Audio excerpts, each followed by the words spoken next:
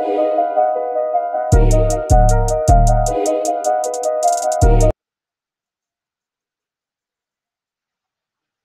amis, je me retrouve avec Éric Denessé. Bonjour Éric, vous le connaissez par cœur Bonjour Eric.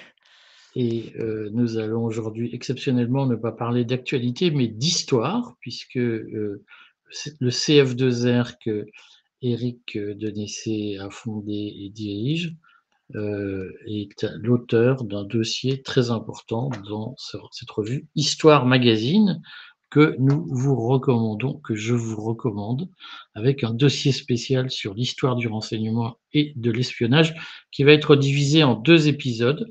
Donc vous pouvez retrouver cette revue dans toutes, on peut la retrouver dans toutes les bonnes librairies. Ça existe Dans, encore des librairies? dans tous les kiosques, oui. Dans tous les kiosques. Et donc, le CF2R a fait un dossier en 2 épisodes. Le premier épisode paraît ce mois-ci, Il est paru depuis il le est début du paru mois. depuis le début du mois de mai. Voilà. Et il couvre la période qui va de l'Antiquité au XVIe, XVIIe siècle. Et le deuxième dossier, qui comprendra pareil 7 ou 8 articles de mémoire, ira de comment dire, de la Révolution jusqu'à la Seconde Guerre mondiale. Voilà, ça permet de couvrir tous les grands domaines. Alors bien sûr, il n'y a pas la guerre froide, mais ce sont les grands domaines de l'histoire ancienne, on va dire. Et donc le deuxième épisode paraît, enfin le deuxième tome paraît, Fin fin juin, début juin. juillet, c'est ça. Voilà, bon, on le répercutera quand même puisqu'il y a des sujets, importants, notamment sur les relations entre la mafia et les services, américains, sur des histoires plus récentes, des problématiques Mmh. plus récentes. Heu, dis-nous pourquoi tu as fait cette espèce de somme avec, Histoire Magazine sur l'histoire du renseignement? En quoi c'est important de le faire? Et au fond, qu'est-ce que nous avons à retirer aujourd'hui de l'histoire du renseignement?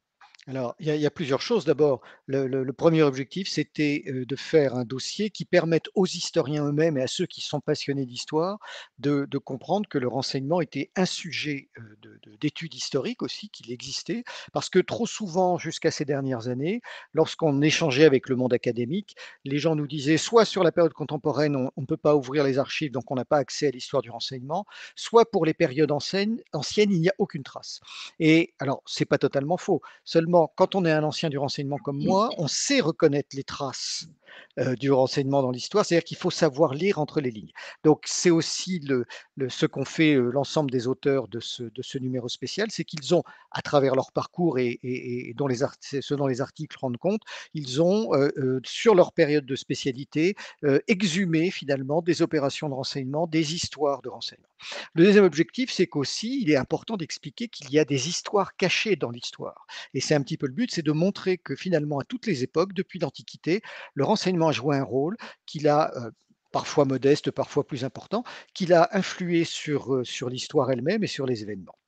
Et puis le troisième point, c'est de montrer qu'il a existé pendant l'histoire des services ou des organisations parfois extrêmement développées, qui n'ont duré qu'un temps, elles ont disparu, et parce que c'est finalement uniquement depuis la Seconde Guerre mondiale que les services de sécurité et de renseignement sont devenus des administrations à la fois permanentes et à part entière des structures étatiques. Auparavant, on a eu parfois des services, des structures qui n'ont duré qu'un temps, dont certaines ont été très, très, très développées, on en dira un mot dans un instant, mais il y a jamais eu cette permanence qu'on observe depuis, 1940. Oui, parce qu'en réalité, moi, quand j'étais petit, parler de renseignement, c'était la préfiguration de ce qu'aujourd'hui on appelle le complotisme. C'est périphérique, c'est marginal, vous vous accordez une importance démesurée à des choses, qui étaient anecdotiques. Est-ce que le renseignement a joué un grand rôle dans l'histoire et spécialement dans l'histoire militaire? Parce Alors, qu'à il la a base, le joué renseignement est militaire. à la base, oui, il est ou militaire ou policier, ce sont les 2 premiers vocations. Après, il est devenu rapidement commercial, mais il a toujours joué un rôle. Alors dire un grand rôle, ça dépend en quel moment. Il y a un épisode historique qui fait l'objet d'un article dans ce numéro-là, qui me semble particulièrement frappant sur le rôle majeur du renseignement, c'est le débarquement de 1066 de Guillaume le Conquérant en Normandie. C'est une opération de renseignement magistrale. Guillaume avait prévu, de prendre à la tête, de la tête de l'Angleterre à la place du roi Harold avec lequel ils s'affrontaient justement pour la couronne et presque 18 mois à l'avance, Guillaume a organisé son opération. C'est-à-dire qu'il a à la fois, il demandé au comte de Flandre de débarquer dans le nord de l'Angleterre, pas près de la frontière avec l'Écosse, pour faire une diversion, pour attirer les troupes du roi Harold au nord. Donc on a là de la diversion, il a créé 2 ports, un vrai port à Saint-Valery-en-Caux dont il est parti pour, faire, l'opération de 1066, mais un deuxième à Eh quelques ben, encablures. Je vais te couper. Oui, Saint-Valery-en-Caux ou Saint-Valery-sur-Somme? écoute, de mémoire, j'ai un trou, Tu vas vexer les Picards. oui, non, non, mais c'est vrai que je dis souvent Je pense que c'est Saint-Valery. Valéry-sur-Somme. Oui, et je me demande s'il Excuse-moi n'avait d'être pas fait. chiant. Non, non, tu as raison, je crois qu'il avait fait le second port à Saint-Valery-en-Caux et justement qui était un port, fait pour tromper les Anglais, où il construisait très lentement les bateaux, ce qui fait que les espions anglais venaient et voyaient que l'armée n'avançait pas, alors qu'il avait mis en place une sécurité drastique sur, celui de Saint-Valery-sur-Somme, où effectivement avaient lieu les embarcations. Pendant des années, il a infiltré, des moines dans le sud de l'Angleterre, dans les monastères. Il a fait en sorte que des femmes normandes soient mariées avec des dignitaires britanniques. Donc il avait mis un véritable système de renseignement. Et le jour où il débarque comment dire, à Pevensey, il débarque sans aucune adversité. L'armée anglaise redescend du nord en toute catastrophe parce qu'elle était en train de se battre et très fatiguée, ce qui lui permet de la vaincre assez facilement. Donc c'est une véritable opération de renseignement extraordinaire. D'ailleurs, tout laisse à penser, même si nous n'en avons pas la preuve absolument certaine, qu'en 1944, lorsque les Anglais ont monté le fameux plan Fortitude, ils ont repris quasiment à l'envers, c'est-à-dire des côtes britanniques vers les côtes françaises, cette opération absolument exceptionnelle qu'avait mis en place Guillaume le Conquérant. Donc il y a des exemples comme ça du rôle majeur qu'a pu jouer le renseignement dans l'histoire, et puis il y a surtout plein de petits exemples à des moments ou à d'autres où il a contribué plus ou moins marginalement à des grands événements militaires.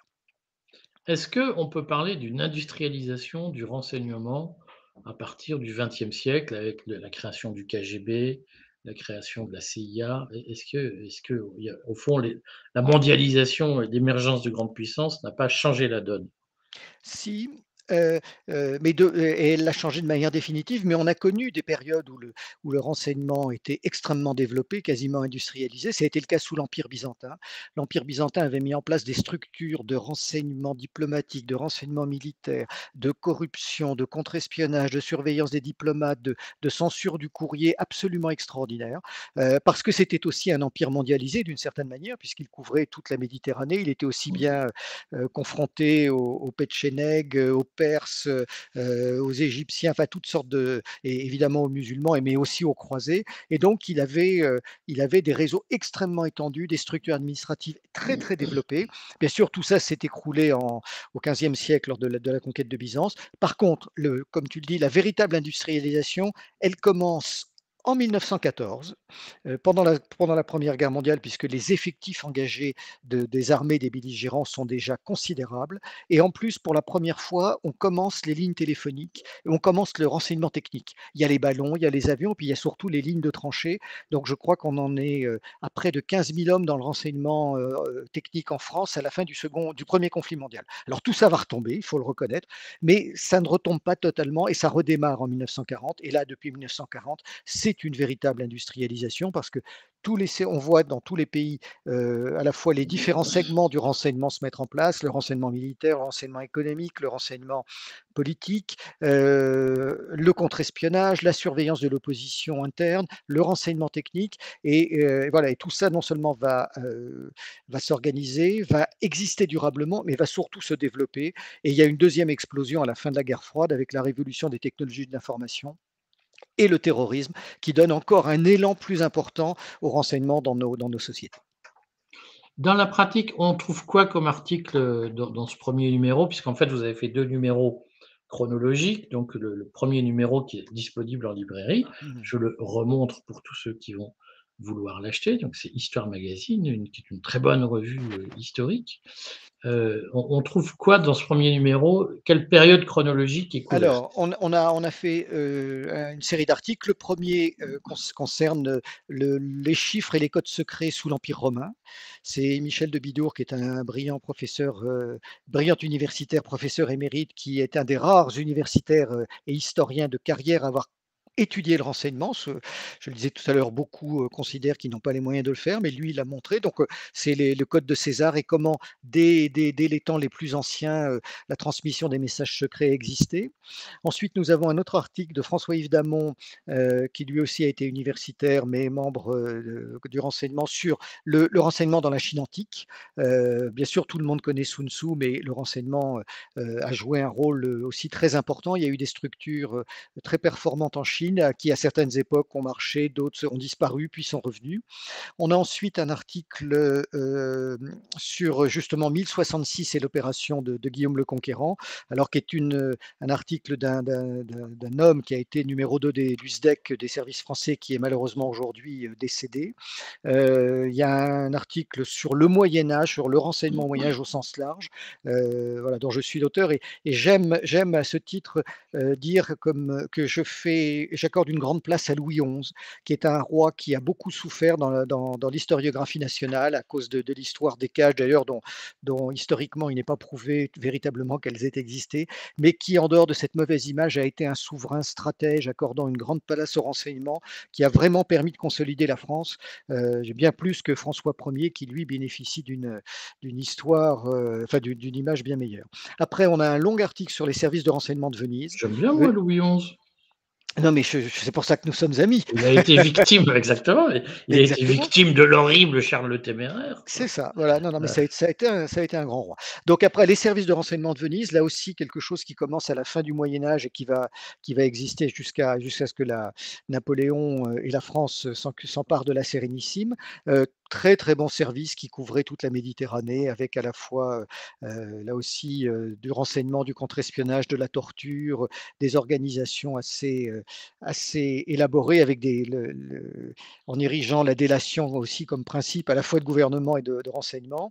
On Après, nous rappellera avons que ça, j'ai trouvé que, excuse-moi, je te coupe, mais en fait, je suis passionné par ces sujets.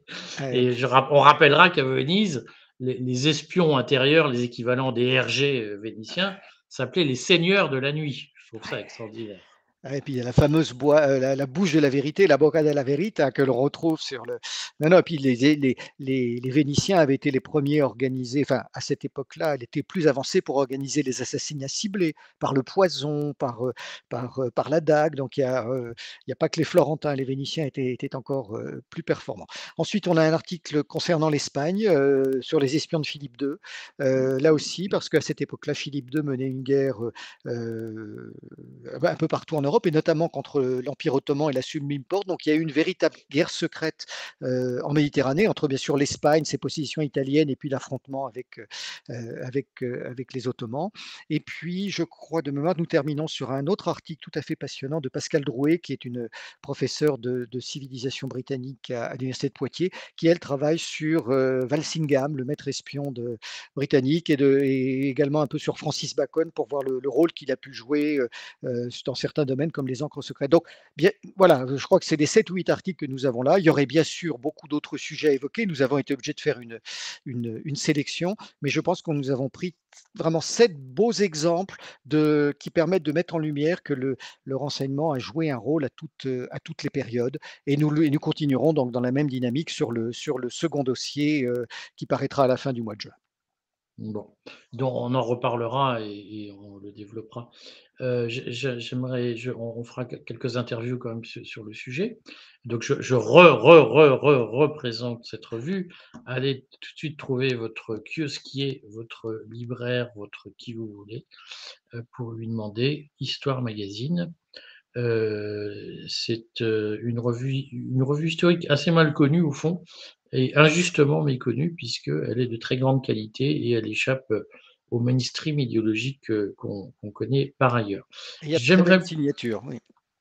Ah, il y a de indépendamment des très nôtres, belles, hein. indépendamment des vôtres, il y a de très belles Bien signatures. meilleures que les nôtres. Et je voudrais par ailleurs, donc tant qu'on a des auditeurs et des lecteurs sous la main, dire que le CF2R que tu diriges a publié au fil du temps une série de livres sur l'islamisme et sur les mouvements islamiques, et je voudrais qu'on en fasse dans le courrier des interviews, parce qu'il y a des livres très importants. Alors j'ai cité récemment, j'ai fait sur le courrier un article qui a bien marché d'ailleurs, sur le rôle caché de la confrérie des des frères musulmans musulmans. et leur rapport, les rapports de la confrérie, enfin, en tout cas, un certain nombre de questions qui se posent sur les rapports entre la confrérie et les services de renseignement occidentaux, notamment Mmh. britanniques, mais pas que.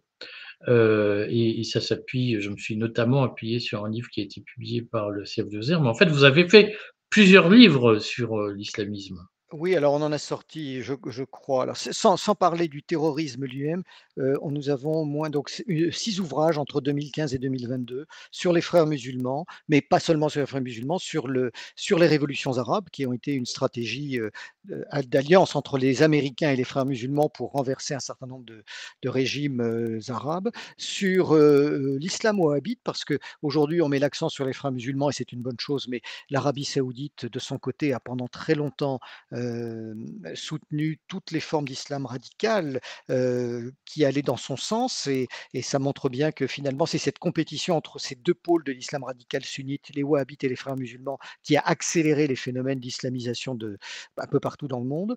Voilà et puis bon, plusieurs autres ouvrages sur l'impact, la géopolitique, de l'islam radical dans le monde et puis surtout le livre de Cherif Amir qui est un chercheur, égyptien mais qui a fait ses études en France qui est un grand spécialiste des frères musulmans, qui est maintenant au Caire, qui n'est plus à Paris, mais qui a fait un livre tout à fait remarquable expliquant la genèse, les liens des frères musulmans avec les nazis, avec l'idéologie nazie. Et d'ailleurs, je me souviens, dans son livre, il y a cette anecdote que je trouve merveilleuse sur l'assassinat d'Anwar el-Sadat. Anwar el-Sadat, qui était un grand admirateur de Hitler, a un jour dans la presse égyptienne fait une grande lettre en disant: «Non, mon cher Hitler, tu ne t'es pas trompé» et donc il était tellement passionné d'Hitler qu'il s'est fait faire un costume et la casquette à l'identique du costume nazi, sauf qu'ils avaient les couleurs de l'armée égyptienne et ce costume était tellement bien taillé que, le jour où il a été assassiné, je crois que c'est en octobre 81, il était à la tribune présidentielle lors du défilé militaire avec ce costume et vu que ce costume était tellement bien taillé, il n'a pas pu mettre de gilet pare-balles. Et les frères Stambouli, qui étaient deux frères musulmans qui étaient infiltrés dans l'armée, lorsqu'ils passent devant la tribune présidentielle, déchargent la Kalachnikov et tuent Anwar el-Sadat, qui, s'il n'avait pas eu le costume d'Hitler, aurait pu mettre en dessous un gilet pare-balles et peut-être échapper à ce sort tragique. Je trouve que là, il y a une forme de justice historique qui se met en place. Cela dit, ça n'aurait été qu'un répit puisque, Mais oui, de toute façon, ce serait intéressant d'ailleurs de faire, une émission sur l'assassinat de Sadat, qui est un personnage mal connu, qui a été nimbé, d'une auréole divine, après la signature des accords de Camp David, mais, ce qu'il ne dans la méritait pratique, pas, ce qu'il ne ce qu'il méritait ne pas. méritait pas et dans la pratique, on peut s'interroger sur l'indépendance de Sadat par rapport aux puissances occidentales, quand même. Ah beh, surtout, Sadat se prenait pour le sixième calife et a très largement encouragé l'islam radical, partout dans le pays, à libérer des frères musulmans et à contribuer aussi à les envoyer en Afghanistan à la fin pour s'en débarrasser quand il devenait trop gênant. Bon, on en reparlera. Eh bien, merci Eric, et puis j'espère Merci à que toi. nos lecteurs vont tous se jeter sur, je le montre une dernière fois, sur Histoire Magazine, qui est une revue qui mérite d'être connue et qui mérite qu'on l'achète. À bientôt Eric. À bientôt.